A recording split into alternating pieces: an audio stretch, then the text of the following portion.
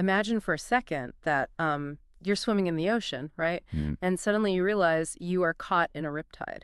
Oh, terrifying. Yeah, it's the worst. You feel the water pulling you out away from the safety of the shore. And I mean, what is your immediate primal instinct in that moment? You fight it. Exactly. To kick, to paddle, to use literally every ounce of your muscle and willpower to swim directly against that current and force your way back to the sand. Which is a terrible idea. Right. Any lifeguard will tell you that fighting a riptide is exactly how people drown. I mean, the only way to survive is to do the one thing that feels completely wrong. You have to stop fighting, go limp, and just let the current take you until it naturally dissipates. It completely defies our natural programming, doesn't it? We are deeply conditioned to believe that survival and success require exertion. Like if a situation is dangerous or difficult, the solution is always, apply more force, more intelligence, more willpower. Which is exactly what makes our mission today so fascinating. Welcome to the deep dive. I am so glad you're here with us because today we are unpacking a text from March 2011 by a writer named Xu Feng. Yes. It's titled The Meaning and Distinctions Between Non-Action and Purposeful Action. And let me tell you, this document, well, it's basically going to challenge the fundamental blueprint you've probably been handed for how to live a successful life. It really is. And the goal today isn't to, convert you to a new way of life or anything. We're just objectively examining a really fascinating worldview. Right. The author is laying out this massive, comprehensive philosophical roadmap. He's attempting to bridge ancient Eastern spiritual traditions, specifically pulling heavily from Buddhism and Taoism, with his own overarching concept of what he calls the greatest creator. Which is a big term. It is a big term. To understand the text, we have to recognize that he uses this term, the greatest creator, to describe the ultimate source of the universe, like a supreme cosmic intelligence or natural order. And he connects humanity to this source by taking every single human action, every thought, every anxiety you have, and sorting them into two very distinct, very unforgiving buckets, the way of heaven and the way of humanity. Okay, let's unpack this, because we really need to establish these two anchoring concepts before we get into the weeds. For sure. On one side, we have Wu Wei, which translates to non-action, and on the other side, we have Yu Wei, which translates to purposeful action. Right. So, according to the text, Wu Wei non-action is the way of heaven. It means aligning your life completely with objective natural laws. Just letting things bloom and wither, wax and wane, entirely without your interference or your worry. Yeah, it demands an existence completely free from delusional dreams. The text describes a state where your heart has no attachment, no fear, and no dwelling on the past or the future. Which sounds lovely, but also impossible. Right, you simply accept the reality of the present moment without trying to manipulate it. But then you have the direct opposite, Yu Wei, or purposeful action. And the text defines this as the way of humanity. Meaning us. Meaning almost everything you and I do on a daily basis. It involves utilizing your intellect, trying to maximize the satisfaction of your personal desires, and crucially, using your willpower to force your surroundings to change according to what you want. So when I was reading the author's description of Yu Wei, I kept going back to that riptide scenario from the start. Oh yeah, that fits perfectly. It feels like Yu Wei is the exhausting act of trying to swim directly against the current to reach a very specific spot on the shore that you've decided is the only place you want to be. Yeah. You're churning the water, exhausting your muscles, and ultimately getting nowhere. Whereas Wu Wei, non-action, is just flipping over on your back, staring up at the sky, and letting the ocean take you safely wherever the water is naturally moving. The text actually leans into that exact imagery. What's fascinating here is that the author distills this entire philosophical divide into one very striking metaphor. What is it? Non-action is the ocean, while purposeful action is merely the waves. Oh, wow. I love that. Yeah, I mean, think about the physics of a wave for a moment. It is frantic, right? It gathers energy, it rises up, it crashes loudly against the shoreline in this massive display of force. Trying to reshape the sand. Exactly. Mm-hmm. But a wave is temporary. It exhausts its own energy and disappears back into the water. The ocean, however, doesn't strive. It simply exists. It just is. Right, it holds all the water, it supports all life within it, but it isn't frantically trying to be anything other than what it is. So the author is posing a very direct challenge here. Why are you spending your fleeting life exhausting yourself as a temporary wave when your true nature is to be the entire ocean? That is such a profound, beautiful image, but honestly, it immediately creates this friction for me. How so? Because if being the ocean, if practicing Wu Wei is so incredibly peaceful and represents the divine way of heaven, why is our default setting to be the wave? That is the big question. Right, like why do we spend all our time furiously crashing against the beach? And the text doesn't shy away from this problem. It actually uses it to draw a very harsh line dividing humanity into two camps, the wise and the foolish. And he relies on some serious historical spiritual figures to enforce that division. The text explicitly argues that the true measure of wisdom versus foolishness isn't, intellect or wealth. It's precisely this metric of action versus non-action. He points to the Buddha, right? Yes, Sakyamuni Buddha, the historical founder of Buddhism. He claims that all sages, saints, and enlightened beings across history share this single trait: they practice non-action. Wow. And on the flip side, the common people, which the text rather bluntly calls the multitude of sentient beings, they are defined by being trapped in purposeful action. He also pulls from the Tao Te Ching, highlighting the idea that the true sage manages affairs without taking action and teaches without speaking a word. Okay, wait a second. Here's where I really have to push back, and I imagine you listening might be feeling the exact same way. I have a feeling I know what you're going to say. Well, the text gets incredibly specific here. It says that as long as your heart is tied to your marriage, your family, your nation, or even if you just worry about basic food, clothing, and shelter, Yeah. you are a practitioner of Yu Wei. You're stuck in purposeful action, which makes you part of the foolish multitude. I have a really hard time digesting that. It's a tough pill to swallow. It is. Yep. How is caring about whether my kids have food to eat or worrying about paying my rent so my family isn't on the street a failure of enlightenment? Labeling a parent's love or a basic survival instinct as foolish feels incredibly extreme. Is deeply jarring, Yeah, especially to our modern sensibilities, right? Where providing for a family is seen as the ultimate responsibility. Exactly. But to grasp what the author is doing here, we have to look past the surface moral judgment and examine the underlying mechanics of his philosophy. It all comes down to the mechanism of attachment. Okay, break that down for me. So the text argues that the moment you harbor any selfish desire, any dependency, any hope for a specific outcome, or any fear about the future, Even basic things like aging or illness. even those inevitable human realities, the moment you have fear about them, you are instantly forcing yourself to manipulate the physical world. Right, because if I am terrified of getting evicted, I can't just float. Exactly. I have to force an outcome. I have to go to a job I might hate, manipulate my boss into giving me a paycheck, and force that money into my landlord's hands. My fear requires me to exert force on my environment. That is the exact mechanism he's highlighting. The instant you care deeply about a specific outcome, you lose your alignment with the natural flow of the universe. You stop being the ocean, and you become the frantic wave. Man, that's heavy. It is. Consider the sheer volume of daily, grinding anxiety generated solely by our attempts to control outcomes. You want your child to behave in a way that reflects well on you. You want your investments to grow. You want the traffic on the highway to part so you aren't late for a meeting. All of which takes energy. Every single one of those desires requires you to exert your willpower against reality. The author isn't necessarily arguing that loving your children is morally evil. Okay, that's a relief. Yeah, he's arguing a structural point. The worry and the attachment inherent in that love tethers you to the human realm of constant, exhausting effort. As long as you are attached to those outcomes, you cannot physically or mentally enter the divine, frictionless state of non-action. Which creates this brutal catch-22. To live a functioning life in human society, you have to care. You have to care about your job, your health, your family. Right.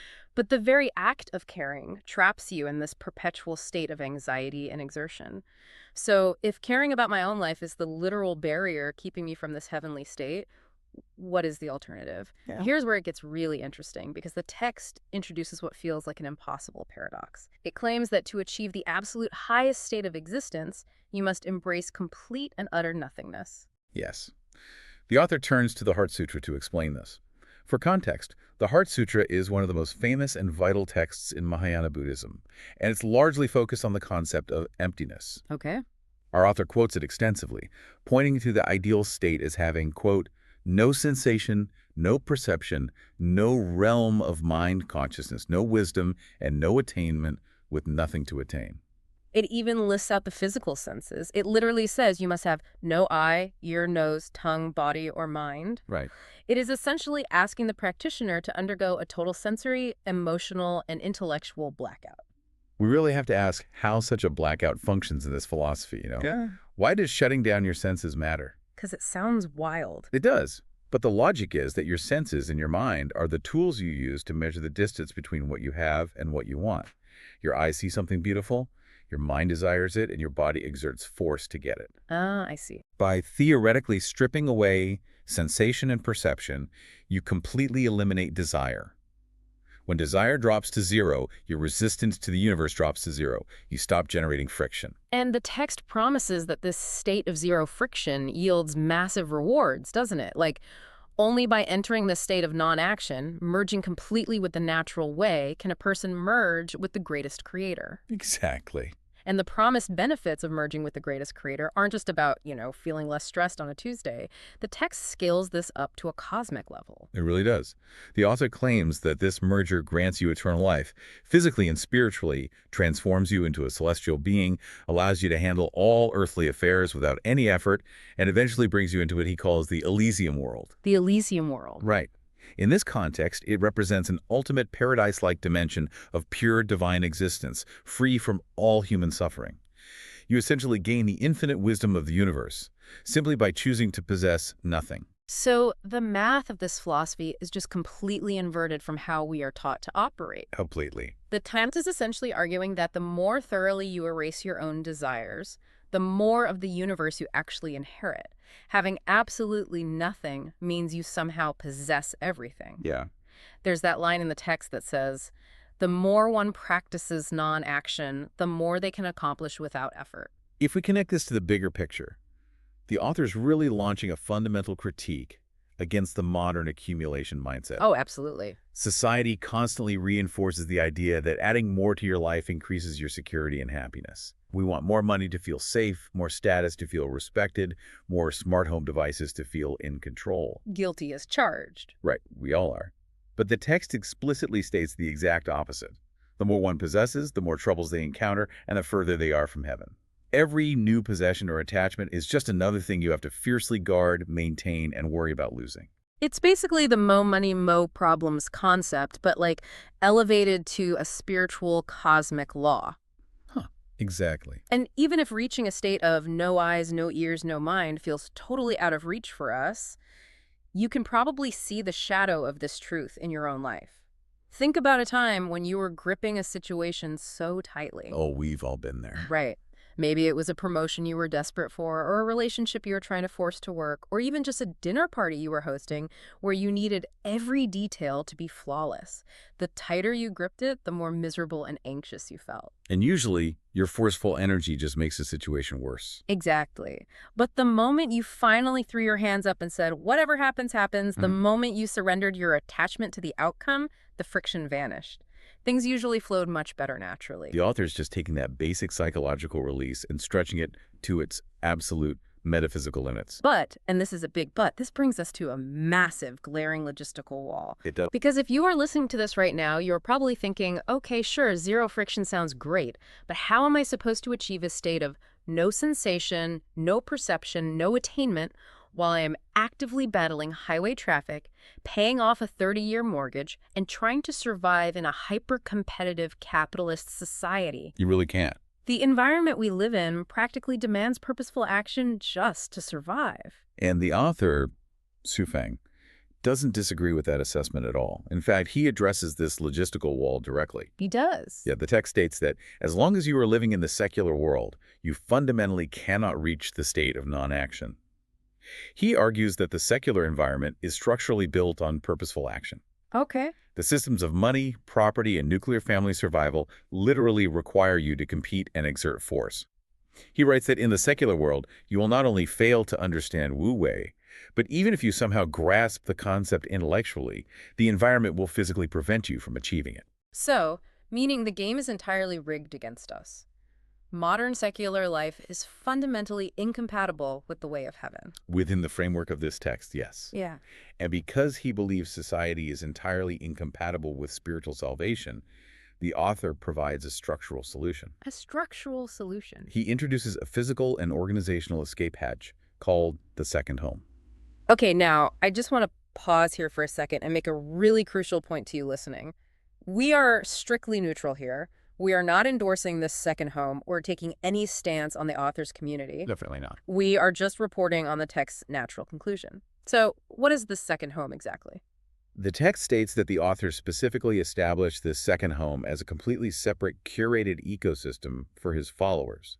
Hmm. Because the secular world forces you into Yue, this new environment is supposedly designed to remove those secular pressures. He urges his readers to strive to enter it, calling it a smooth path and a tour guide's route to heaven that he has personally constructed to allow people to gradually transition from purposeful action to non-action. So, to clarify the mechanics of this for you, the listener, the author's logic is that if you remove the structural triggers of anxiety, like individual debt, or the need to fiercely compete for resources, or the isolated struggle of survival. You remove the need to exert forceful action. Precisely. If the environment is completely controlled and shared, the individual no longer has to swim against the riptide. The author presents the second home as a customized pool where the currents have basically been turned off, allowing the practitioner to finally learn how to float. Now, this is the natural conclusion the author reaches based on his own extreme premises.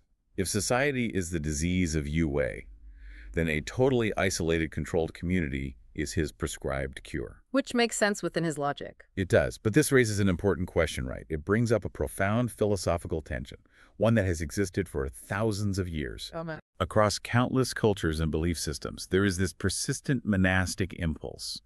The idea that to truly find spiritual purity, you have to pack your bags, leave the messy secular world behind, and retreat to a monastery, an ashram, or in this case, a second home. Right. The author is tapping into that exact ancient lineage, arguing that you cannot heal your spirit while remaining inside the machine that is actively crushing it. But doesn't that make you wonder about the resilience of the philosophy itself? What do you mean?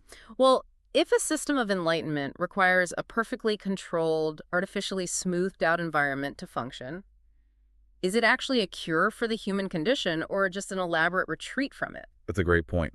Like, if you can only practice being the ocean while you're sitting in a perfectly still, climate-controlled wading pool, have you actually mastered the water? Or have you just hidden from the wind? It is the ultimate test of any spiritual framework. Does it equip you to handle the chaos of reality, or does it demand that you replace reality entirely? Man, we have covered some incredibly dense, radical territory today. We really have. So what does this all mean? We started by looking at our cultural blueprint of hustle and force, and we explored how this text from Suifeng flips that entirely upside down. We examined the argument that our constant, frantic striving our Yue is actually the source of our exhaustion and foolishness. Yeah. And we looked at the massive claim that surrendering our attachments, embracing the nothingness of Wu-Wei, is the only way to align with the greatest creator and unlock the ultimate frictionless wisdom of the universe. And we followed the author's logic to its ultimate conclusion, the belief that this state of surrender is so structurally impossible in our modern lives that it requires abandoning secular society altogether for a curated environment. Right. At the very end of the text, the author quotes the Diamond Sutra to leave his readers with a final, lingering thought. The Diamond Sutra is another highly influential Buddhist text, for context, focused on cutting through the illusions of the material world. The quote he uses is this: "All conditioned phenomena are like a dream, an illusion, a bubble, a shadow, like dew, or a flash of lightning. Thus should you view them." That imagery of the bubble is such a brilliant distillation of the entire problem of purposeful action, especially when we connect it to the accumulation mindset we discussed earlier. Totally. We spend our lives constantly trying to accumulate more wealth, more stats, more control. We view these things as solid, permanent achievements. But the text argues they are just bubbles floating in the air. Temporary, fragile illusions. Think about the physical act of interacting with a bubble. If you just stand there and observe a bubble floating past you, it's beautiful. Yeah. Eventually it pops on its own, it disappears, and it leaves absolutely no trace. It causes no harm. But what happens when you decide you need to possess that bubble? What happens when you reach out and try to grasp it tightly in your hand? It pops instantly, Yeah. and you are left with this sticky, soapy mess all over your skin. Exactly. The harder you try to grasp the illusion, the more of a mess you create. Your forceful action, your Yue, is what turns a harmless passing moment into a sticky problem that you now have to clean up. Wow. The accumulation mindset tricks us into fiercely guarding things that are ultimately going to pop anyway. That is such a powerful lens to view our daily frustrations through. What if tomorrow morning, instead of furiously trying to grab and control every single bubble of stress that floats into your life, the urgent but meaningless email, the delayed train, the minor slight from a coworker, you recognized it as just an illusion? Just let it float by. Right. What if, for just one moment, you practiced non-action? Instead of reaching out to fiercely control the situation and getting covered in the sticky residue of anxiety, what if you just watched the bubble float by and let it pop on its own? It's worth trying. Would your life actually fall apart? Or would you finally stop thrashing in the riptide and feel the vastness of the ocean? I think we all need a little more of the ocean. I think so too. Thank you so much for joining us on this deep dive. I hope this conversation gives you a radically different perspective on the currents in your own life. Keep questioning why you're swimming so hard, and we will catch you next time.